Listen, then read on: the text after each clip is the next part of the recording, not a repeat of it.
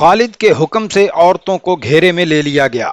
کچھ عورتیں بھاگ گئی تھیں۔ عورتوں کے ساتھ کئی آدمیوں کو بھی قیدی بنا لیا گیا۔ اس قافلے کے ساتھ جو مال و اموال، خزانہ اور دیگر قیمتی سامان جا رہا تھا وہ سب وہیں رہ گیا۔ یہ مجاہدین کا مال غنیمت تھا۔ وہاں ایک حادثہ ہوا یوں کہ یونس ابن مرقس اپنی بیوی کو ڈھونڈتا پھر رہا تھا۔ وہ اسے نظر آ گئی۔ وہ اس کی طرف دوڑا۔ لڑکی بھاگ نکلی لیکن وہ کہیں جا نہیں سکتی تھی کیونکہ سب عورتیں مسلمان سواروں کے گھیرے میں تھیں۔ لڑکی نے جب دیکھا کہ کوئی راہ فرار نہیں اور یونس جو مسلمان ہو چکا ہے اسے پکڑ لے گا تو اس نے اپنے کپڑوں کے اندر ہاتھ ڈالا اور خنجر نکال لیا۔ یونس کے پہنچنے تک لڑکی نے خنجر اپنے سینے میں گھونپ لیا۔ وہ گری اور یونس اسے اٹھانے لگا۔ جا ابن مرقس، لڑکی نے کہا، میرا خامند مسلمان نہیں ہو سکتا، اور وہ مر گئی۔ یونس ابن مرقس دھاڑیں مار مار کر رونے لگا۔ اس لڑکی کی خاطر اس نے دمشق مسلمانوں کو دلوا دیا تھا، پھر یہ خون ریز مار کا لڑایا تھا، مگر لڑکی نے اپنا خون بہا کر اس کی محبت کا خون کر دیا۔ مسلمان سواروں نے اپنے شہیدوں کی لاشوں کو اور زخمیوں کو اٹھایا، مال غنیمت رومیوں کی گھوڑا گاڑیوں پر لادا، عورتوں اور بچوں کو مرے ہوئے رومیوں کے گھوڑوں پر بٹھایا اور دمشق کو چل پڑے۔ یہ اگلی صبح تھی جب مال غنیمت وغیرہ اکٹھا کیا جا رہا تھا۔ اس وقت خالد عورتوں کے قریب جا کر احکامات دے رہے تھے۔ انہیں یونس ابن مرقس اپنی طرف آتا دکھائی دیا۔ اس سے پوچھا، اسے اپنی بیوی ملی ہے یا نہیں؟ مل گئی ہے، یونس نے روتے ہوئے جواب دیا، لیکن زندہ نہیں۔ اس نے اپنے خنجر سے اپنے آپ کو مار دیا ہے۔ غم نہ کر ابن مرقس، خالد نے کہا، تو اس سے زیادہ قیمتی انعام کا حقدار ہے۔ میں تجھے اس سے زیادہ خوبصورت بیوی دوں گا۔ خالد نے اسے ایک رومی عورت دکھائی جو جوان تھی اور جس کا حسن لاجواب تھا۔ اس کا لباس ریشم کا تھا اور اس کے گلے میں بڑا ہی قیمتی ہار تھا۔ یہ تیرا مال غنیمت ہے۔ خالد نے اسے حسن کا یہ پیکر دکھا کر کہا، میں اس کے ساتھ تیری شادی کرا دوں گا۔ نہیں سالار محترم، یونس ابن مرقس نے گھبرائے ہوئے لہجے میں کہا، میں اس کے ساتھ شادی نہیں کر سکتا۔ آپ شاید نہیں جانتے، یہ شہنشاہ ہرقل کی بیٹی ہے۔ یہ ان کے سالار توما کی بیوی تھی۔ یہ اب کسی شہنشاہ کی بیٹی نہیں۔ خالد نے کہا، یہ اب تیری بیوی ہوگی۔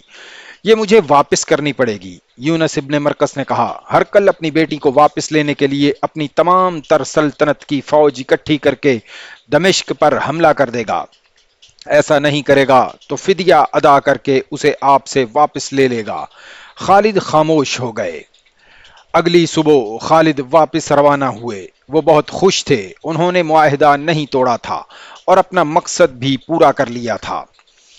دمشق تک جانے والا راستہ آدھا طے ہوا تو انطاکیہ کی طرف سے 12-14 گھڑ سوار آئے۔ وہ رومی تھے۔ ان میں ایک اونچی حیثیت کا معلوم ہوتا تھا۔ وہ خالد سے ملنا چاہتا تھا۔ اسے خالد تک پہنچا دیا گیا۔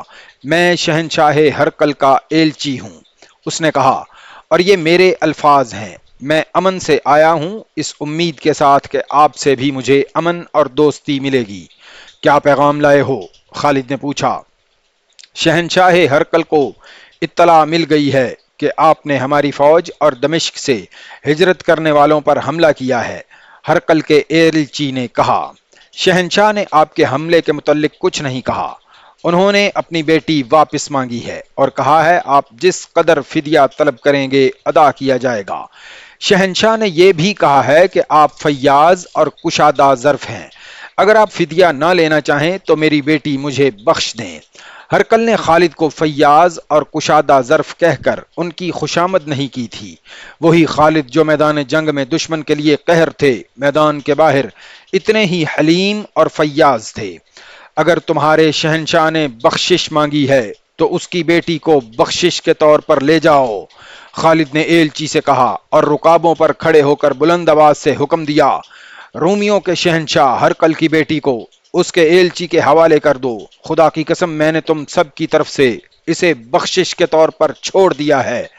ہمیں ہرقل کی سلطنت چاہیے، اس کی بیٹی نہیں۔ ہرقل کی بیٹی اس کے سفیر کے ساتھ چلی گئی۔ یونس ابن مرقس نے ٹھیک کہا تھا، ہرقل ہر قیمت پر اپنی بیٹی واپس لے لے گا۔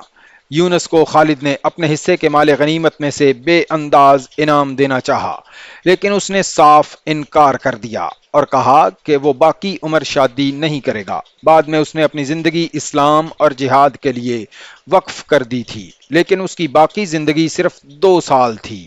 وہ جنگ یرموک میں شہید ہو گیا تھا۔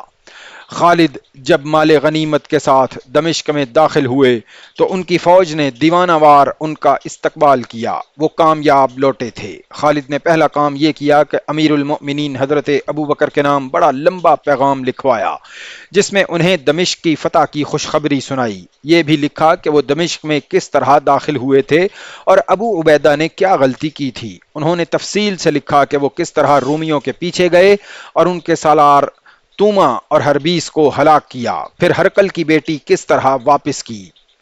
مال غنیمت کے متعلق لکھا کہ اس کا 5واں حصہ خلافت کے لیے جلدی بھیج دیا جائے گا۔ خالد نے یہ پیغام 634 عیسوی کی پہلی تاریخ کے روز بھیجا تھا۔ قاصد روانہ ہو گیا۔ کئی گھنٹے گزر گئے تو ابو عبیدہ خالد کے خیمے میں آئے۔ ابو عبیدہ مغموم تھے۔ خالد نے پوچھا ان کا چہرہ ملول کیوں ہے؟ ابن ولید، ابو عبیدہ نے بوجھل آواز میں کہا، خلیفہ ابو بکر فوت ہو گئے ہیں اور اب حضرت عمر خلیفہ ہیں۔ خالد سن ہو کے رہ گئے اور کچھ دیر ابو عبیدہ کے منہ پر نظریں جمائے رہے۔ کب فوت ہوئے؟ خالد نے سرگوشی میں یوں پوچھا جیسے سسکیاں لے رہے ہوں۔ 22 جمادی الاخر کے روز، حضرت ابو عبیدہ نے جواب دیا۔ یہ تاریخ 22 اگست 632 عیسوی کی تھی۔ حضرت ابو بکر صدیق کو فوت ہوئے 1 مہینہ 8 دن ہو گئے تھے۔ اطلاع اتنی دیر سے کیوں آئی؟ اطلاع جلدی آ گئی تھی، ابو عبیدہ نے جواب دیا۔ مدینے سے قاصد آیا تو اس نے دیکھا کہ ہم نے دمشق کا محاصرہ کر رکھا ہے۔ اس نے سوچا کہ محاصرے کے دوران یہ اطلاع دی تو اپنے لشکر میں کوہرام بپا ہو جائے گا اور اس کا محاصرے پر بہت برا اثر پڑے گا۔ اس نے صرف یہ بتایا کہ مدینہ میں خیریت ہے اور کمک آ رہی ہے۔ 1-2 دنوں بعد اس نے پیغام مجھے دے دیا اور چلا گیا۔ میں نے پڑھا اور یہی بہتر سمجھا کہ دمشق کا فیصلہ ہو جائے تو تجھے اور لشکر کو اطلاع دوں گا۔ ابو عبیدہ نے نئے خلیفہ کا خط جو ابو عبیدہ کے نام لکھا گیا تھا خالد کو دے کر کہا، اور یہ وہ خبر ہے جو میں تجھے لڑائی ختم ہونے تک نہیں دینا چاہتا تھا۔ خالد خط پڑھنے لگے۔ یہ خلیفہ حضرت عمر نے ابو عبیدہ کو لکھا تھا۔ خلیفۃ المسلمین حضرت عمر کی طرف سے ابو عبیدہ کے نام، بسم اللہ الرحمن الرحیم، میں تجھے اللہ سے ڈرتے رہنے کی نصیحت کرتا ہوں۔ اللہ لازوال ہے جو ہمیں گمراہی سے بچاتا ہے اور اندھیرے میں روشنی دکھاتا ہے۔ میں تمہیں خالد بن ولید کی جگہ وہاں کے تمام لشکر کا سپہ سالار مقرر کرتا ہوں۔ فوراً اپنی جگہ لو۔ ذاتی مفاد کے لیے مومنین کو کسی مشکل میں نہ ڈالنا، انہیں اپنے پڑاؤ پر نہ ٹھہرانا جس کے متعلق تو نے پہلے دیکھ بھال نہ کر لی ہو۔ کسی لڑائی کے لیے دستوں کو اس وقت بھیجنا جب وہ پوری طرح منظم ہوں، اور کوئی ایسا فیصلہ نہ کرنا جس سے مومنین کا جانی نقصان ہو۔ اللہ نے تجھے میری آزمائش کا اور مجھے تیری آزمائش کا ذریعہ بنایا ہے۔ دنیاوی لالچ سے بچے رہنا، کہیں ایسا نہ ہو کہ جس طرح تجھ سے پہلے تباہ ہوئے ہیں تو طمع سے تباہ ہو جائے۔ تو جانتا ہے وہ اپنے رتبے سے کس طرح گرے ہیں۔ اس خط کا مطلب یہ تھا کہ خلیفۃ المسلمین حضرت عمر نے خالد کو سپہ سالاری سے معزول کر دیا تھا۔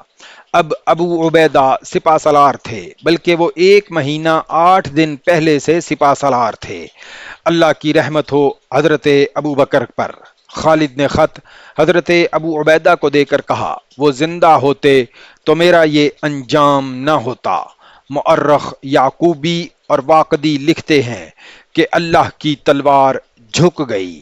اس رات حضرت خالد سو نہ سکے اور حضرت ابو بکر صدیق رضی اللہ تعالی عنہ کو یاد کرتے اور روتے ہوئے رات گزاری۔